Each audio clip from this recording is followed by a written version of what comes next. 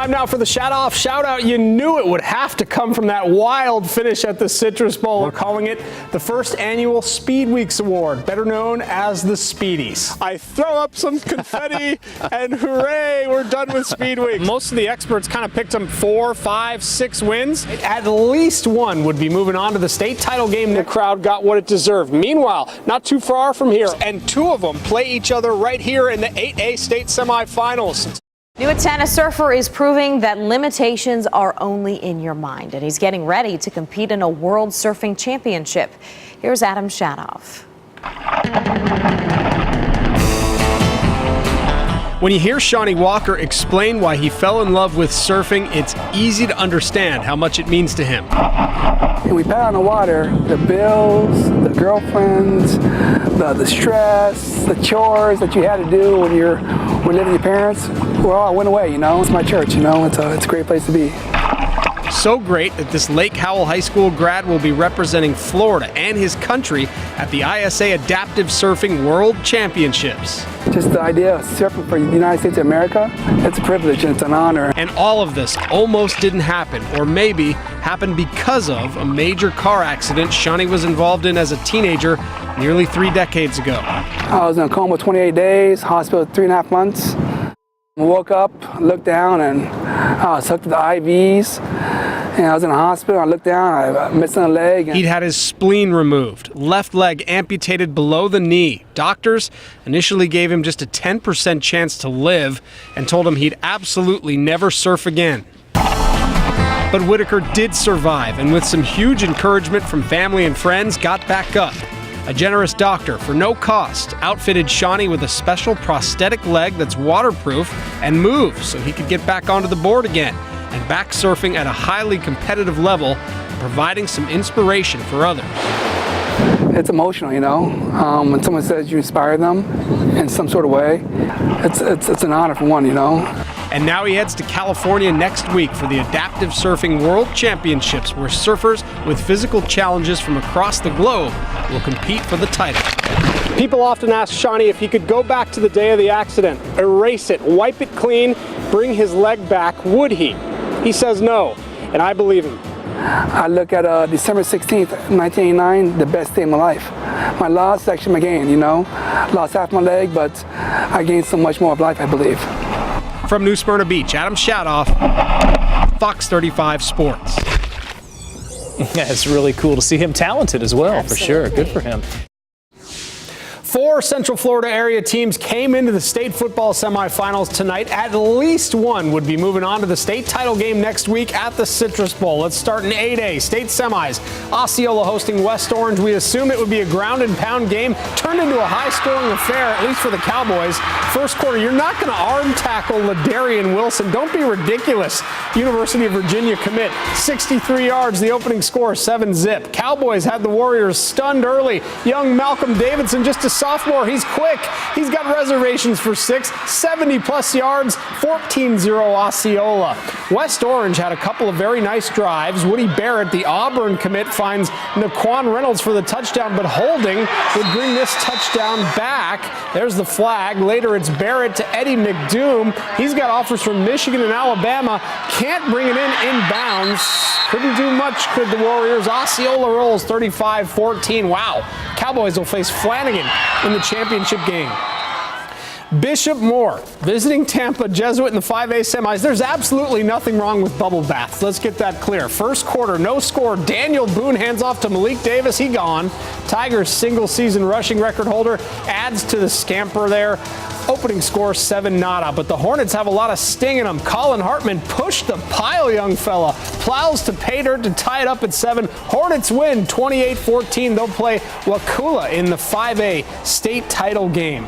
Vieira's terrific run through the playoffs will continue. Hawks went to Lake City, Columbia, thumped the Tigers 42-23 in the 7A state semifinals. Hawks will play St. Thomas Aquinas in the finals next week. Still to come, a Gators SEC championship preview, and where is Zach Greinke headed? That's next.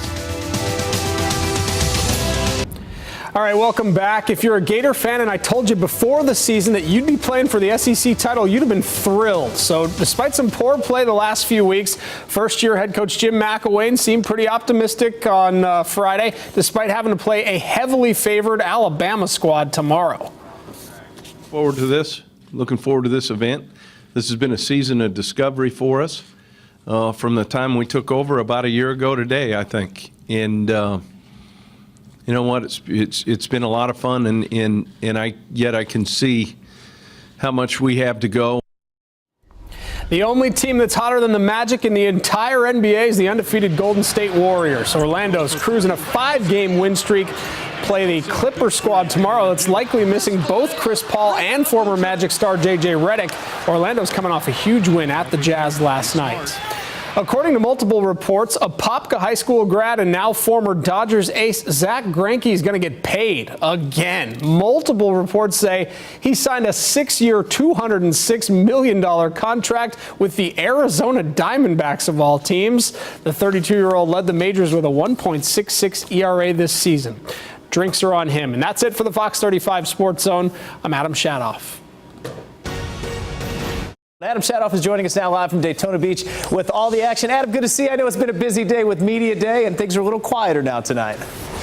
Yeah, they are a little quieter, Ryan. You know, they call the Daytona 500 the Super Bowl of NASCAR, so it's only fitting that Media Day here was almost as much of a circus as it is for the big football game. Here now, some of the greatest hits from today. It started early with 52-year-old Michael Waltrip hitting the social media hard. Who knew? I look important. Look at all these microphones. Yeah, I'm holding it up. There. I got on Snapchat so that I could share moments in time with my fans. Robert Richardson Jr. gave us the most interesting phrase of the day when telling his story of being asked to drive here at Daytona. I was like, man, does a one-legged duck swim in circles? So that's yes in Texas, by the way. Austin Dillon is apparently superstitious to the point of hurting himself. If I see a heads-up penny, I definitely throw it in my shoe. I've raced a couple races with pennies in my shoe. They can get hot and leave imprints. Clint Boyer told me the worst part about being a NASCAR driver. I didn't take it personally. Certainly an interview at 10:45 on the nicest day of the week in Daytona. The good news about Greg Biffle's new fire suit this season is he never has to worry about his tie coming undone. I'm not a fan of all white fire suits to start with, and you know, I got the bow tie going on, but if I win the 500, you know, I don't mind. I told him I'd put the colonel's suit on I'll run the whole giddy up if I win the 500. UCF grad Eric Almirola's car has by far the best ad slogan on the back, and it could be beneficial to him on the track. Fueled by bacon on the back of our car is definitely a big hit. Who doesn't love bacon, right? It lets everybody out on the racetrack know that I'm their friend. So you should draft with me and push me to the win at the Daytona 500. You know, Michael Waltrip, he's a national treasure. Meanwhile, coming up tonight at 10 o'clock, these guys have a great job. It pays really well. It's a lot of fun, but like any other job, there's things they don't like. You will hear what these NASCAR drivers do not like about their job coming up at 10. Now to the NBA. 2 days before the trade deadline, the Magic have made a big move. Multiple reports tonight that Orlando sent forward Tobias Harris to the Pistons. In exchange, they get guard Brandon Jennings and power forward Ersan Ilyasova. Both are veterans. Both played under Scott Skiles with the Bucks. Jennings in the final year of his contract. Ilyasova's contract is not guaranteed next season. So again, at 10 o'clock tonight from Media Day, what the drivers dislike about their jobs, that's a fun one as well. For now, from Daytona International Speedway, I'm Adam Shadoff, Fox 35 Sports. All right, Adam, thanks. Well, it's award season, and we've just wrapped up another fantastic Speed Weeks at Daytona, so I thought it's only fitting that we here at Fox 35 give out some of our own hardware. We're calling it the first annual Speed Weeks Award, better known as the Speedies. Our first category is Best Crash. You should know that none of the drivers were seriously hurt, and the nominees are rookies Chris Buescher and Matt DiBenedetto in the 500 on Sunday, 500 pole sitter Chase Elliott very early on in the 500 on Sunday, and Christopher Bell in the truck race on Friday. And the winner is Christopher Bell. Bell's number 4 Toyota flipped 13 times in the Camping World Truck Series opener. He walked away from this scary-looking crash under his own power. He was taken to the hospital, but he's been released, and we are glad that he's okay. The Best Team Award is given to the group that had the best performance over the entire Speed Weeks. And the nominees are Hendrick Motorsports, Team Penske, Stewart Haas Racing, and Joe Gibbs Racing. And the winner is Joe Gibbs Racing. Not only did Denny Hamlin win the 500, he also won the Sprint Unlimited. JGR had 3 of the top 5 in the 500, and Kyle Busch won a duel as well. All right, now for the biggie. Best driver overall at Speed Weeks. Remember, this is for the entire week. And the nominees are rookie Chase Elliott, Kyle Busch, Joey Logano, and Denny Hamlin. And the winner is,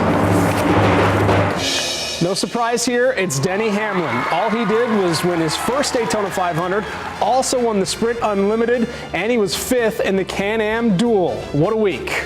And that's all for the first annual Speed Weeks Awards, aka the Speedies. We'll see you next year at Daytona.